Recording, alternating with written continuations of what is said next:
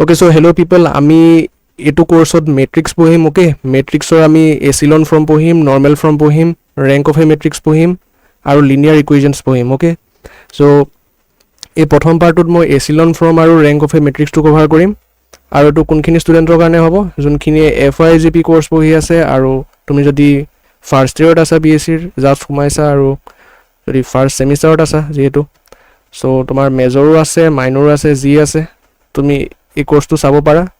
এই কোৰ্চটো total 13টা videos পাই যাবা আৰু এটা টাৰ্গেট থাকিল যে যদি ভিডিঅ'কেইটা যদি 50+ বা 50টা লাইকছ আহি যায়, আমি নেক্সট পাৰ্টটো আপলোড কৰি দিম য'ত নৰ্মেল ফৰ্ম থাকিব আৰু লিনিয়াৰ ইকুৱেশ্যনছ থাকিব। চ' আমি এইবাৰ এইখিনি পঢ়িম। এইটো পাৰ্টত ৰ'জ এণ্ড কলমছ থাকিব, তাৰপিছত এলিমেণ্টাৰী ট্ৰান্সফৰ্মেশ্যন যোনখিনি আমি আগতে 12ত পঢ়িছোঁ কিন্তু আকৌ ৰিভাইজ হৈ যাব। তাৰপিছত আমাৰ লিডিং এণ্ট্ৰিজ থাকিব, ফ্ৰী কলমছ থাকিব, এচিলন ফৰ্ম থাকিব, তাৰ প্ৰব্লেমছ কৰিম। টোটেল 13টা ভিডিঅ' পাবা আৰু at the and of this course তুমি ৰেংক অফ এ মেট্ৰিক্স আৰু তাৰ অলপ প্ৰব্লেমছো পাই যাবা। চ' অ'কে, চ' আমি ৰ'জ এণ্ড কলমছত লগ পাম। বাই।